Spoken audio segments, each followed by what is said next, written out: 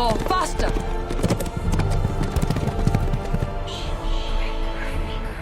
Maleficent is well-intentioned, but unevenly executed. Angelina Jolie is the perfect actress to bring this equally beloved and reviled villain to life, and delivers one of her most restrained, surprisingly funny, and effective performances in recent years. Unfortunately, Jolie is in a film that constantly struggles with its own identity. Maleficent, the mistress of all evil, is given a more human face here. It's an intriguing premise because we're meant to understand her perspective, rather than simply fear her. This is not so much a film about how she was forged by pain into a beast of pure malice, though. It's the story of how, according to this new interpretation, entirely misunderstood she's been. The tale of Sleeping Beauty and its fundamental moral is turned on its head. In many ways, the message of the film is far more appropriate and palatable for a modern audience than the classic animated version of the story.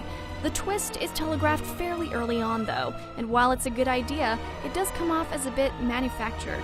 Additionally, there is a character who becomes the de facto bad guy, so instead of deconstructing the very idea of villains, it ultimately follows a formulaic Disney fairy tale path. In moments, this take on Maleficent works beautifully, even heartbreakingly. The movie ultimately gets away from director Robert Stromberg, though.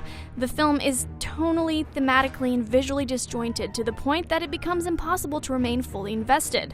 The adult moments are likely too emotionally dark and complex for a small child, and the elements intended to keep toddlers engaged are uncomfortable for adults. The effects work also range from exemplary to appalling. When all is said and done, the film does not commit to what it wants to be. It seeks to tell a darker tale, but in such a way that the tacked-on happily ever after ending still applies. As to Princess Aurora, Elle Fanning has demonstrated acting chops in the past, but she's given little more to do than smile here. The exposition tells us that this is the girl that the whole world falls in love with, but her charms are never fully fleshed out. Ultimately, we are more taken with Maleficent than we are the princess, so the fight to save the girl fails to have an impact. Other characters, like the trio of flower pixies, are made silly to the point of being both ridiculous and grating. Ultimately, Maleficent is a missed opportunity. There are moments to enjoy here, but the muddled nature of the story and execution prevent it from fulfilling the promise of Jolie as one of popular fiction's most memorable villains.